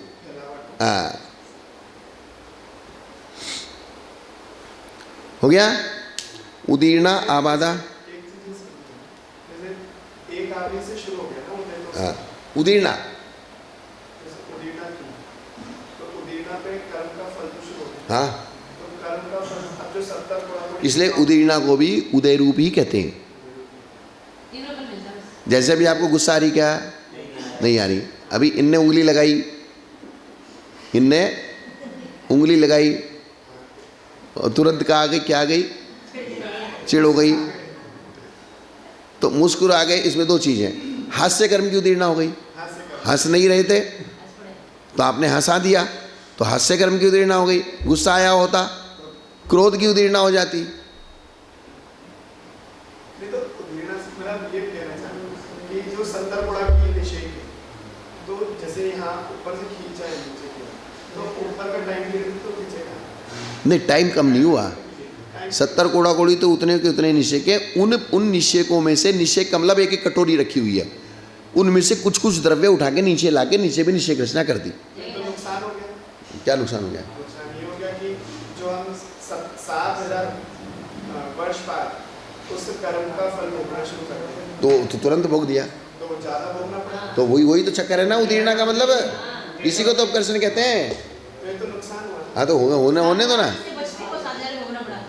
और भोगना पड़ा। हाँ, ऐसा। और लेकिन और फायदा ये भी है कि आपने जल्दी भोग के निपटा लिया। भाई अब जैसे जेल में रहना है, भाई तुम थोड़ा सा कष्ट ज़्यादा दे दो, लेकिन मुझे 10 साल की बजाय 5 साल ही रखो, लेकिन बोले डबल काम कर दूंगा। 70 कोड़ा कोड़ी कम हो गया ना। हाँ, तो 70 कोड़ा कोड़ी कम तो तब होगा जब उसकी स्थिति घात होगा। सिर्फ अपकर्षण हुआ है, स्थिति घात नहीं लेना सर्वथा। स्थिति घात, स्थिति कम हुई है, अपकर्षण का मतलब। तो स्थिति कम होना, अपकर्षण और स्थिति घात होना, तो उसको वो उसमें थोड़ा सा फर्क है। हालांकि उन निषेकों की भी स्थिति घात हुई है। वो निषेक जो 7000 वर्ष में आने वाला था वो एक आवली में ही आ गया, तो उन निषेकों की तो स्थिति घात हो गई। लेकिन पूरा निषेक जब तक खत्म नहीं होगा तब तक स्थिति पूरी 70 कोड़ा कोड़ी की 70 कोड़ा कोड़ी बनी रहेगी। तो वो स्थिति घात जैसे ही आपके परिणाम विशुद्ध होंगे तो सम्यक दर्शन की प्राप्ति होगी तो स्थिति कांडक घात होके 70 कोड़ा कोड़ी का अंत्य कोड़ा कोड़ी पे आ जाएगा। तो इसी को तो आकर्षण कहेंगे। अब ये भी अपकर्षण कहलाएगा। तो अपकर्षण में ये जरूरी नहीं है कि स्थिति कम ही हो जाए, उदयना पहले अर्थात थोड़ा अपकर्षण हुआ, थोड़े निषेक ऊपर से नीचे आए तो निषेक पूरे बाकी बराबर ऊपर हैं, थोड़े से निषेक नीचे आके उनका अपकर्षण हो गया। तो ये भी आकर्षण। ये भी अपकर्षण। जैसे आयु कर्म की उदीर्णा होती है, आयु कर्म की, तो आयु कर्म की उदीर्णा दो प्रकार से, एक तो ऊपर का पूरा निषेक खत्म होके नीचे आ गया, और एक आपने हल्का फुल्का संकलेश किया तो भी आयु कर्म। देवों की भी आयु कर्म की उदीर्णा होती है। क्या होती है? लेकिन देवों का पूरा आयु कर्म का घात, जितनी आयु उतनी भोगनी पड़ती कि नहीं भोगनी पड़ती, फिर उदीर्णा का क्या मतलब रह गया? फिर भी उदीर्णा होती है। बात समझ में आई कि नहीं आई? सर्कुलेश के कारण आयु भर क्या पड़ेगा, ये दिखेंगे नहीं। आयु में फर्क नहीं पड़ेगा, अर्थात निषेक एक भी कम नहीं होगा, लेकिन फिर भी उनकी उदीर्णा होगी तो उन निषेकों में से कुछ द्रव्य उठ के क्या आ जाएगा? नीचे आ जाएगा, लेकिन निषेक कम नहीं हुआ। और एक अपकर्षण ऐसा होता है जो ऊपर के निषेक को कम कर देता है। तो पहला वाला अनुभाग का आकर्षण कहलाएगा ना। तो स्थिति का अपकर्षण होगा तो अनुभाग भी अपकर्षण होगा, ये नियम है। दोनों साथ ही हो। दीवार कमजोर होगी, स्थिति का अपकर्षण होगा तो अनुभाग का भी अपकर्षण होगा। जैसे 10 से गुना स्थान में स्थिति तो घट जाती है और 7 में प्रकर्षण हो जाता है। नहीं, यहाँ पे शुद्ध साथ जाने के लिए है ना पूरी। ये तो पुण्य फलारंत का है। शुभ प्रकृति भी अशुभ है, तो सभी आचार्यों ने पूजा दान का उपदेश क्यों दिया? शुभ में लगने को क्यों कहा? तो ये विवक्षा अलग है। अशुभ से बचना है। ये विवक्षा क्या है? संसार में देखो, यहाँ आपको ये समझा दिया गया है कि आपकी आत्मा कर्मों से बंधी हुई है और आपको सारे कर्मों का नाश करना है। मूल मैटर क्या है? सारे कर्मों का नाश करना है। लेकिन सारे कर्मों का नाश एक साथ नहीं होगा, आपको पहले अशुभ से बच के शुभ में आएंगे, यानी कि कन्वर्ट कर करके नाश करना पड़ेगा। क्या करना पड़ेगा? हाँ, आपने घर छोड़ा तो घर छोड़ने से आपने राग छोड़ दिया क्या? आपने घर छोड़ा तो आपने राग छोड़ दिया क्या? घर संबंधी छूट गया, घर संबंधी रिश्ता तो राग तो नहीं छूटा ना, थोड़ा तो छूटा। राग तो नहीं छूटा ना, राग को कन्वर्ट किया है। आप वहाँ घर से, पत्नी से, परिवार से राग करते थे, यहाँ देवशास्त्र गुरु से करते हो, यहाँ अपने शास्त्र से, किताब से, अपनी चर्या से करते हो, इसलिए आपका संयम सराग संयम है। आपका संयम कौन सा है? सराग संयम। तो अर्थात आपने अप्रशस्त राग को छोड़ के प्रशस्त में कन्वर्ट किया। पहले क्या किया? अप्रशस्त को छोड़ के प्रशस्त में कन्वर्ट इसलिए किया क्योंकि आप अच्छे लोगों के साथ आ गए। वे अच्छे लोग अब आपका ये प्रशस्त भी छुड़वा देंगे। वे ये कहेंगे कि तुमको मेरे से भी राग नहीं करना, अपनी साधना करो कमरे में बैठ के। जैसे गुरु गुरु गुरु 24 घंटे महाराज महाराज महाराज महाराज शिष्य लगा रहता है ना पीछे 24 घंटे, जैसे उसके गले में घलना चाहता है, गले में लटका रहता है। क्या गले में लटका रहता है कि नहीं लटका रहता? तो बोले भले मैं इनके गले में लटका रहूँगा तो ही मेरा कल्याण होगा। तो वे गुरु उसको धीरे से अपने गले से उतार के साइड में रख देते हैं। बोले तो अपनी थोड़ा मैं आता हूँ, तेरा तो सामयिक कर, मैं आता हूँ, थोड़े से अपने स्वाध्याय कर, मैं आता हूँ, थोड़ा धीरे धीरे धीरे उसको वैसी आदत डाल देते हैं। तो फिर वो धीरे धीरे धीरे जब तत्वज्ञानी हो जाता है तो तत्वज्ञानी हो जाता है, उसका राग का जो प्रेशर होता है वो अपने आप कम हो जाता है। प्रशस्त राग का भी जो प्रेशर होता है ना, वो प्रेशर धीरे धीरे क्या होता है? अपने आप कम हो जाता है। ऐसे तुम ऊट पटांग तरीके से उसका प्रेशर कम करने की कोशिश करोगे ना तो वो आत्महत्या कर लेगा। शराब से ही है। क्या कर लेगा? हाँ, वो और ज़्यादा प्रेशर में चला जाएगा। अब उसको धीरे धीरे तो आप श्रुत ज्ञान में लगाओ, शास्त्र स्वाध्याय में लगाओ, उसको जो है आगम की बातें बताओ, वीतरागता की बातें बताओ, तो धीरे धीरे हाँ यार ठीक है ठीक है, तो धीरे धीरे उसका प्रेशर कम। ये एक प्रक्रिया है। ये क्या है? हाँ, एक प्रक्रिया है। आई ना समझ बात? तो बंद के समय उदय अबाधा में निश्चय रचना नहीं होती, किंतु अचलावली के पश्चात स्थिति अपकर्षण होता है तो उदय अबाधा में भी निश्चय रचना हो जाती, जो मैंने चित्र बनाया था। इसलिए उदीर्णा की अबाधा एक आवली मात्र है। उदीर्णा की अबाधा कितनी हुई? अब अबाधा को मूल प्रकृति में घटाते हैं। उद्यम पड़ी सत्तन्नम आवाह कोड़ा कोड़ी हीनम वास्यम तप पड़ी भाग्य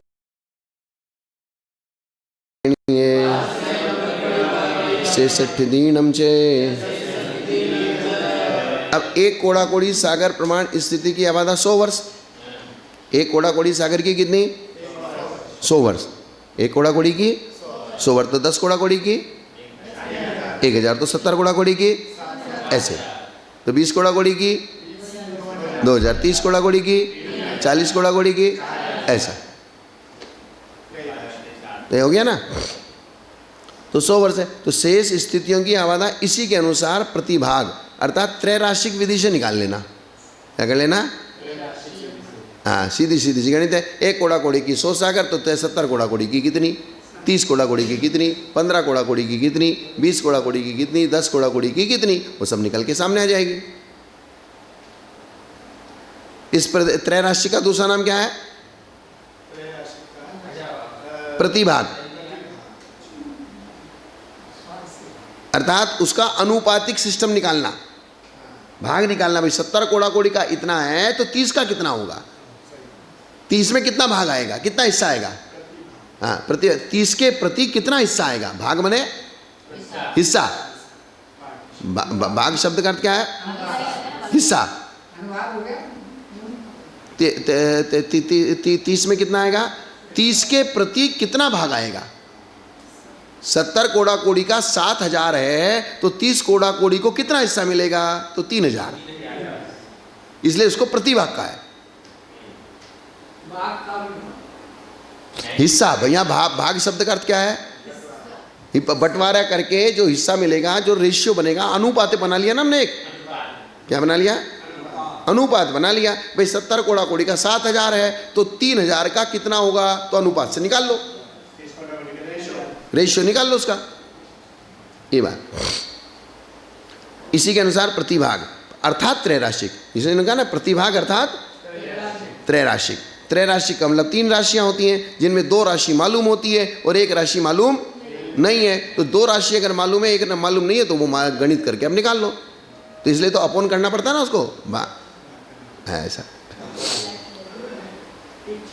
जो जो प्रमाण आवे उतना उतना जानना है। ये आयु कर्म के बिना की व्यवस्था है। किसकी व्यवस्था है? हाँ, आयु कर्म की आबादा का सिस्टम अलग है। आयु कर्म की आबादा का सिस्टम अलग है और बाकी 7 कर्मों की आबादा का सिस्टम अलग है। आयु कर्म की आबादा तो पिछले पर्याय की जो आपकी आयु होती है उसमें ही आबादा पूरी हो जाती है। किसमें? क्योंकि जैसे ही अगला भाव आप धारण करोगे वहां से पहले समय से ही पहला निषेक उदय में चालू हो जाएगा। हाँ, बुझे जैसे आपने आयु कर्म के अपकर्ष 8 होते हैं तो पहले अपकर्ष में आपने आयु बंद कर लिया, तो अब जो बची हुई आयु है आपकी वही आबादा है, क्योंकि एक आयु में डबल आयु उदय में नहीं आएगी। एक कोड़ा कोड़ी सागर की 100 वर्ष उदय आबादा है। कितनी है? तो 70 कोड़ा कोड़ी की आबादा कितनी होगी? तो 7000 वर्ष। सीधी हो गई। ये मिथ्यात्व प्रकृति की उत्कृष्ट उदय आबादा जानना। इसी प्रकार अपनी अपनी स्थिति प्रमाण इच्छा राशि करने पर अपनी अपनी उदय आबादा काल का प्रमाण आ जाता है। जिन कर्मों की 40 कोड़ा कोड़ी है तो उनका 4000 वर्ष, 30 कोड़ा कोड़ी है तो 3000 वर्ष। इसी प्रकार अन्य प्रकृतियों का भी आबादा काल जानना तथा सन्नी असन्नी चौके एगे अंतो मुहूर्त मावाहा, इस सूत्र से पहले जो दीन्द्रिय आदि की स्थिति बंद कही है वो वही जानना, अर्थात अंतर्मुहूर्त। सन्नी असन्नी चौके संगी असंगी आदि 4 में एगे अंतो मुहूर्त मावाहा, एक अंतर मुहूर्ती आबादा होती है। कितनी आबादा होती है? क्योंकि ये सब अंतः कोड़ा कोड़ी के अंदर है, अंतः कोड़ा कोड़ी से भी नीचे हैं। किसके नीचे हैं? हाँ, और अंतः कोड़ा कोड़ी की आबादा कितनी है? अंतर्मूर्त है। तो 1000 वर्ष 1000 सागर किसमें है? वो अंतर कोड़ा कोड़ी से भी नीचे है, तो सबकी अंतर्मूर्ति बनेगी। ऐसा कहने का मतलब है। अब आगे अंतः कोड़ा कोड़ी की आबादा कितनी होती है? अंतो कोड़ा कोड़ी हृदय संतो मुहूर्तमा बाहा संख्ये गुण वीणम सब जैन ठिदिस हवे। अंतः कोड़ा कोड़ी सागर स्थिति की उदय आबादा अंतर्मूर्त है और उदीर्णा आबादा तो सबकी एकावली है, इसलिए वहां कोई ऑप्शन ही नहीं है। वहाँ जगन्य उत्कृष्ट का भी कोई ऑप्शन नहीं है। उदीर्णा आबादा सबकी एक आवली है, और उदय आबादा अंत्य कोड़ा कोड़ी की अंतर। तो सर्व जगन्य स्थितियों की उदय आबादा से संख्यात गुणीहीन है, तथा सर्व जगन्य स्थितियों की उदय आबादा उससे भी और संख्यात गुणीहीन है। जो अंत्य कोड़ा कोड़ी की अंतर्मूर्त है, इसके अलावा और जो नीचे नीचे की स्थितियां हैं, अंत्य कोड़ा कोड़ी के नीचे तो 1000 वर्ष है, असंगी की कितनी है? अंत्य कोड़ा कोड़ी तो संगी के है, अंत्य कोड़ा कोड़ी किसकी है? संगी। तो असंगी की 1000 वर्ष, फिर 100, 1000 सागर, फिर 100 सागर, 50 सागर, 25 सागर, 1 सागर। तो उनकी आबादा उस अंतर्मूर्त से संख्यात गुणी हीन लगाते जाओ।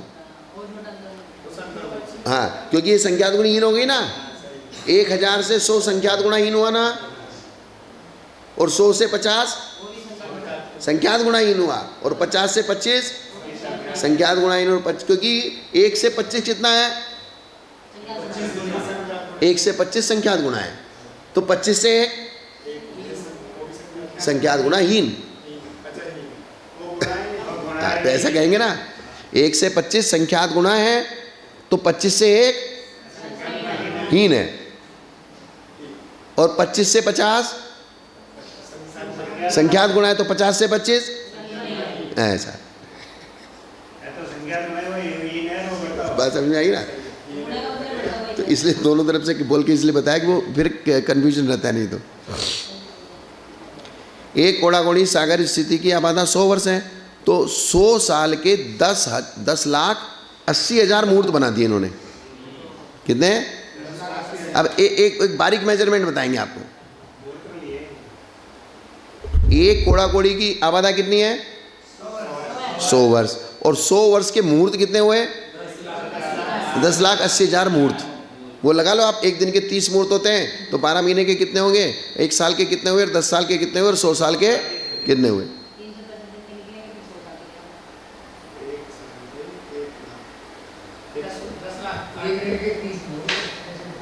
एक दिन के 30, एक दिन के 30, और 30 दिन के 900, और 12 महीने के 12 × 9 कितने हुए? तो 1080, और 100 साल के 100 से गुणा कर दो, 10,08,80,000 हो गया ना? ये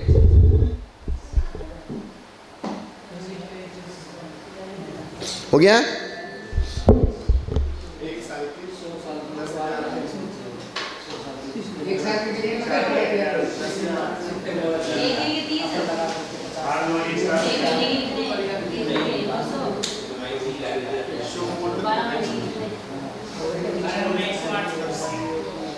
हो गया ना? आगे चलो। तो 200 वर्ष हैं, और 100 वर्ष के मुहूर्त 10,80,000 हुए, तो इतने मुहूर्त आबादा एक कोड़ा कोड़ी की है, तो एक मुहूर्त में कितनी आबादा होगी? अर्थात एक मुहूर्त आबादा में कितनी स्थिति बनेगी? बात समझ आ गई ना? एक मुहूर्त जो ओरिजिनल एक मुहूर्त है, जब 10,80,000 मुहूर्तों की आबादा एक कोड़ा कोड़ी सागर है, 10,80,000 मुहूर्त वाली आबादा की स्थिति एक कोड़ा कोड़ी सागर है, तो एक मुहूर्त वाली जो आबादा होगी उसके साथ कितनी स्थिति बनेगी? पागलपंती।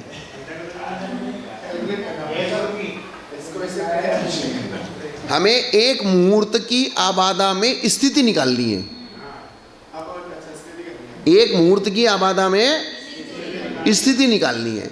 अर्थात 10,80,000 मुहूर्तों में एक कोड़ा कोड़ी की स्थिति होती है, अर्थात एक कोड़ा कोड़ी की 10,80,000 मुहूर्त आबादा होती है। तो इसको उल्टा पढ़ो, 10,80,000 मुहूर्तों में स्थिति एक कोड़ा कोड़ी। 83 हो गया ना ये? तो एक मुहूर्त का निकालना है अपने को।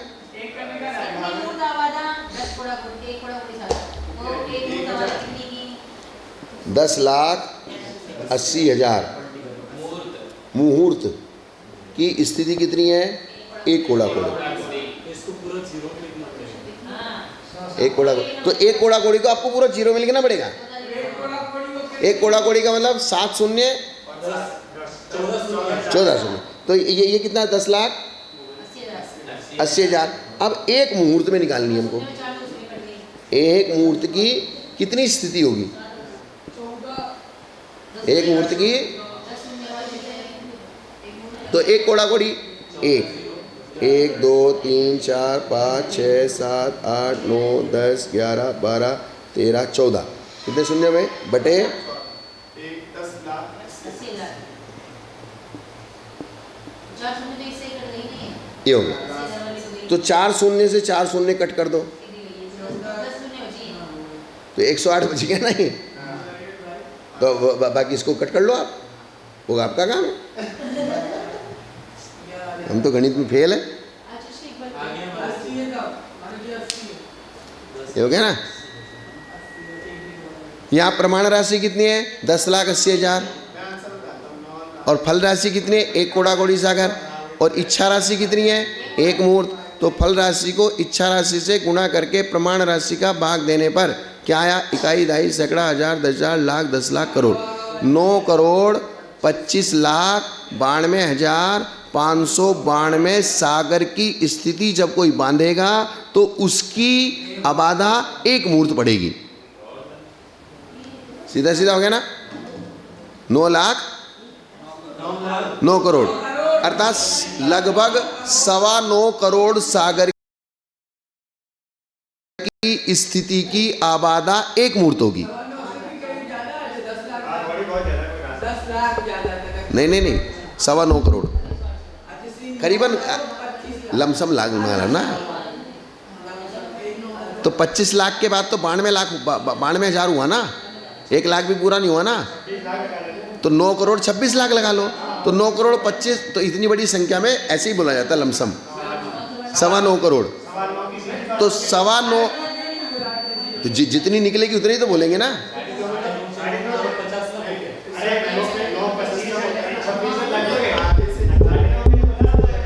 और आपको अगर 9.5 करना है तो एक मुहूर्त में कुछ मिनट बढ़ाने पड़ेंगे। 48 मिनट से ऊपर करना पड़ेगा। हाँ, वो भी निकल जाएगी।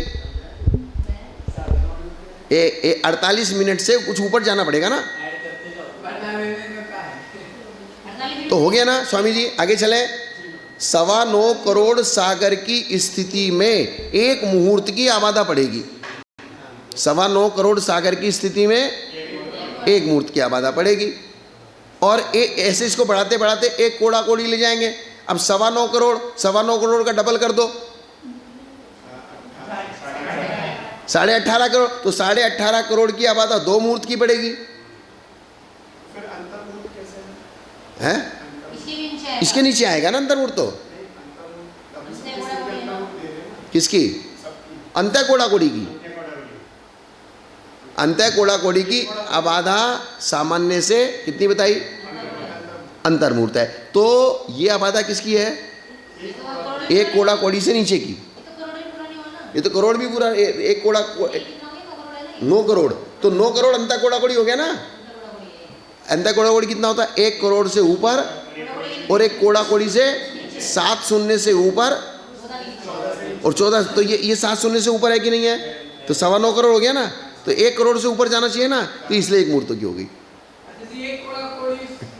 अब इसके नीचे जाएंगे, 9 करोड़ से नीचे जाएंगे। अब 9.25 करोड़ का आधा कर लो। 1 मिनट, 9.25 करोड़ का आधा करो 4.5। तो 4.5 की आबादा कितनी होगी? 24 मिनट। तो वो भी अंतर मूर्ति है। ये तो मूर्त है और वो क्या हो गया? अंतर मूर्त हो गया। और मुहूर्त को भी अंतर मूर्ति कहते हैं। पहले जो भी चर्चा चल रही थी कि वो अंतर कोड़ा कोड़ी सागर की जितनी भी चरणें आई थी वो अंतर्मुक्ति तो कहते हैं। तो अब यहाँ पर एक मुहूर्त क्यों कर दी? एक्चुअली मेजरमेंट निकाल रहे हैं अपन। आपको दिमाग में एक्चुअली एक स्थिति का मेजरमेंट निकाल रहे हैं। और मुहूर्त भी अंतर मुहूर्त है। क्या? मुहूर्त को भी क्या कहते हैं? अंतर मुहूर्त कहते हैं एक परिभाषा के अनुसार। यहाँ आपको एग्जैक्ट बता रहे कि एग्जैक्ट 48 मिनट की आबादा कौन सी स्थिति की है? 9.25 करोड़ की। वो भी बढ़ने 26 होने जा रहे हैं तो बढ़ने लगता है। अब 9.25 करोड़ से आपने कितना कर दिया? 18.5। तो 18.5 कितनी हुई? 2 मूर्त। लेकिन उस 2 मूर्त को क्या कहा जाएगा? अंतर्मूर्त कहा जाएगा। ज़्यादा होने के बाद भी कम, क्योंकि अंतर, धवला जी में अंतर शब्द का अर्थ है समीप। अंतर शब्द का अर्थ क्या है? तो 48 मिनट के नीचे भी उसके समीप है और 48 मिनट के ऊपर भी उसके समीप है। इसलिए 2 मुहूर्त भी अंतर्मूर्त है और 30 मुहूर्त भी अंतर्मूर्त है और 1 साल भी अंतर्मूर्त है। एक उसके आए हाँ 13 0 होंगे तो भी उसकी आवाज़ तो बड़ा पड़ेगी। आई ना समझ में? इस प्रकार एक सागर की, अब इन्होंने क्या कहा? सागर प्रमाण स्थिति में एक मूर्त की आबादा होती है, तो एक सागर की स्थिति में आबादा संख्यात उच्छ्वास मात्र होगी। ये 9.25 करोड़ किसकी है? एक मूर्त की 9.25 करोड़ सागर। तो 9.25 करोड़ सागर को घटाते घटाते आप एक सागर पे लाओ। किस पे लाओ? एक सागर। तो मूर्त को घटाते घटाते वो संख्यात उच्छ्वास बचेगा, संख्यात उच्छ्वास बचेगी।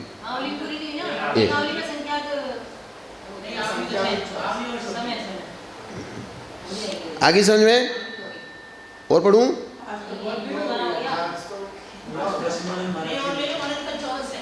अकल 14 से थोड़ा और पढ़ लो। हाँ बस ये स्थिति बंद पूरा हो जाएगा।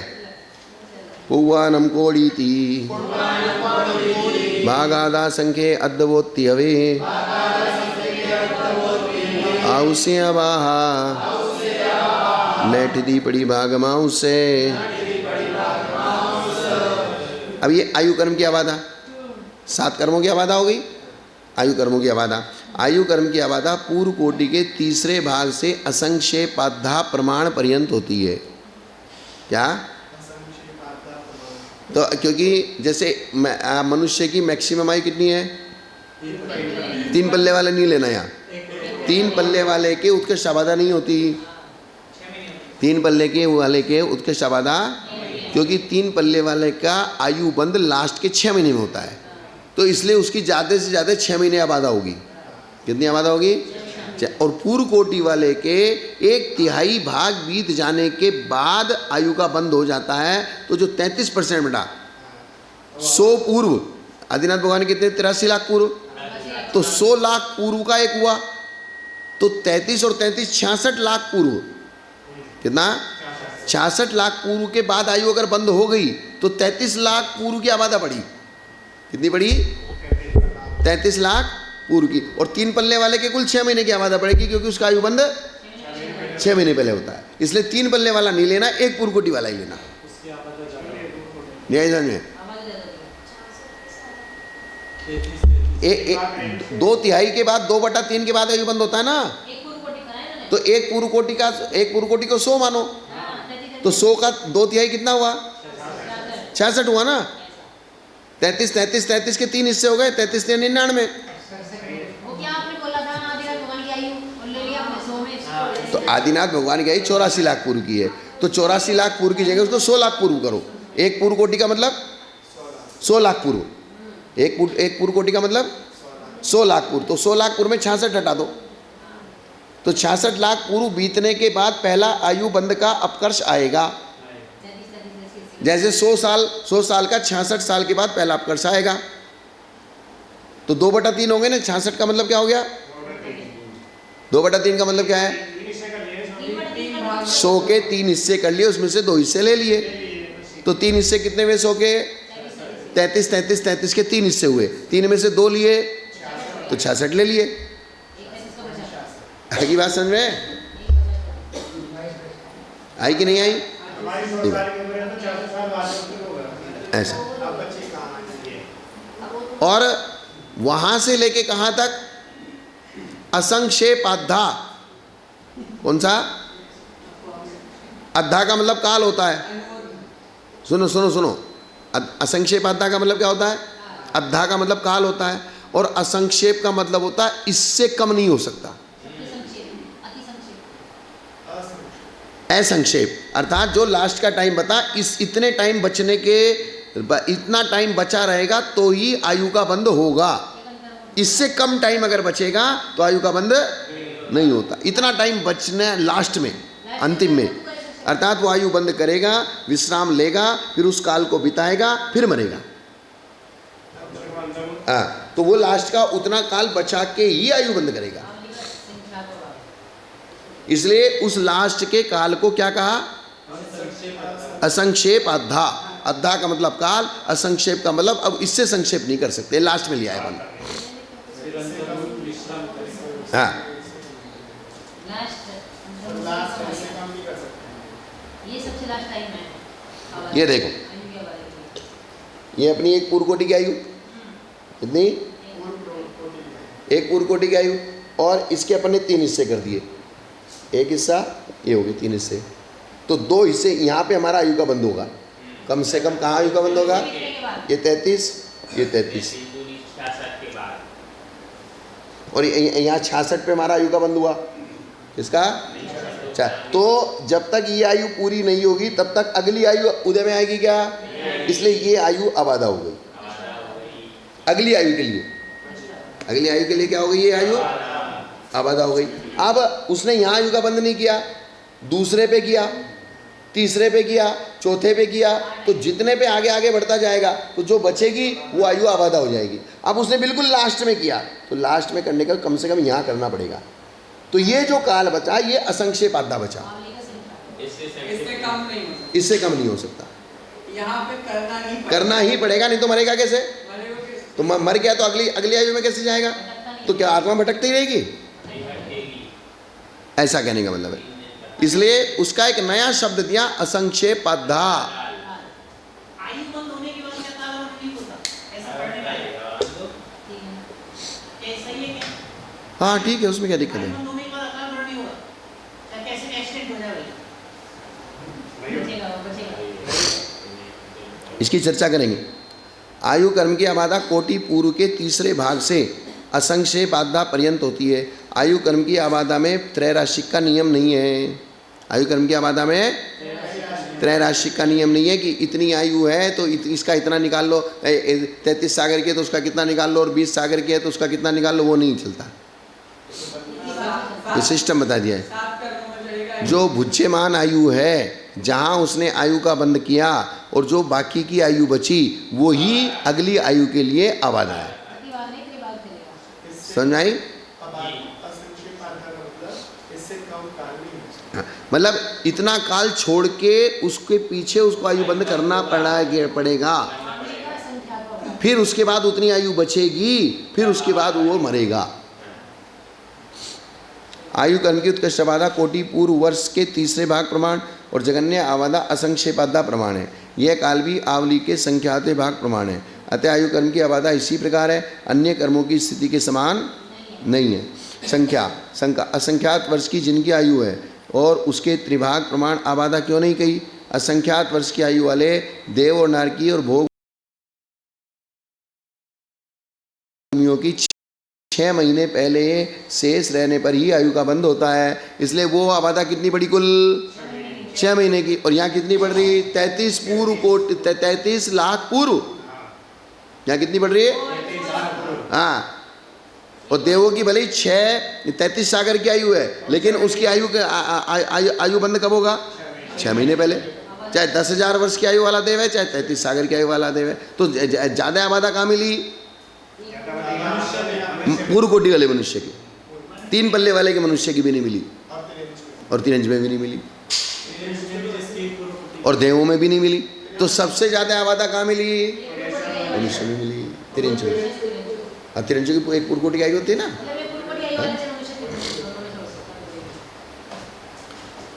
तथा कर्म भूमिज मनुष्य 3 के अपनी अपनी आयु के अंतिम त्रिभाग में आयु बनती है। कर्म भूमिज के उत्कृष्ट आयु कोटि वर्ष पूर्व अर्थात संख्यात वर्ष प्रमाण है। अतः उसी का त्रिभाग उत्कृष्ट आबादा काल का। त्रिभाग के 8 अपकर्ष काल में आयु का बंद हो सकता है। कदाचित 8 अपकर्षों में आयु का बंद नहीं हुआ तो अंतर्मुहूर्त प्रमाण आयु के अवशेष रहने पर उत्तर भव की आयु को अंतर्मुहूर्त काल के समय प्रबद्ध में बांधकर निष्ठापन करते हैं तथा असंक्षेपादा काल पर्यंत विश्राम करते हैं। क्या करते हैं? विश्राम करते हैं, और उसके पश्चात ही मरण होता है।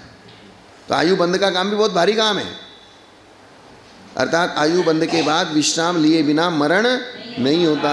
और ये विश्राम काल जगन्य से भी एक अंतर्मुहूर्त अर्थात असंक्षेपता काल प्रमाण है, फिर मरण हो सकता है। आगे ना समझ में? ये जो निष्ठापन वाला विषय है, लेकिन अंतर्मुहूर्त काल में समय प्रबंध का होता है। हाँ, अंतर्मुहूर्त काल में जितने समय रहेंगे उतने बस जितना वहाँ जो अंतर्मुहूर्त वहाँ स्वीकार किया, असंक्षेपादा भी अंतर्मुहूर्त है, लेकिन उसका काल जो आगम में स्वीकार किया वही अंतर्मुहूर्त। तो हमने आपको बताया था 1 साल भी अंतर्मुहूर्त है, तो जो अंतर्मुहूर्त स्वीकार किया वो वाला अंतर्मुहूर्त। तो इसलिए जो अभिप्राय आचार्य देंगे वही अभिप्राय लेना हमको अपनी मर्जी से अभिप्राय नहीं ले सकते, क्योंकि ये केवली भगवान के द्वारा कहा गया मैटर है, तो इसमें हमारी मर्जी नहीं चलती। तो इसलिए अगर उन्होंने कहा ये अंतर्मुहूर्त है, अब अंतर्मुहूर्त कौन सा है, फिर आगम को खोजना पड़ेगा, वो हमारे पास जानने का कोई उपाय नहीं है। क्या? हाँ, मुहूर्त के ऊपर भी अंतर्मुहूर्त कहलाता है। विशेष बात नहीं, सामान्य भी हो गई ना। अंत्य कोड़ा कोड़ी की आबादा कितनी है? हाँ, नहीं है, ये भी जरूरी नहीं है, नियम नहीं है ये। तो आवली के ऊपर ही अंतर्मुहूर्त होता है, ये भी नियम नहीं है। आवली का असंख्याता भाग भी अंतर्मुहूर्त होता है। हाँ, सामान्य से कहो तुम, लेकिन आवली को खंडित करने पर भी वो अंतर्मुहूर्त कहलाता है। हाँ, अभी तो बहुत लंबा है।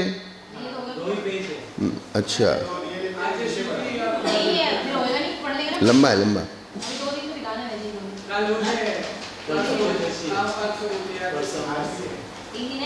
आज कल परसों,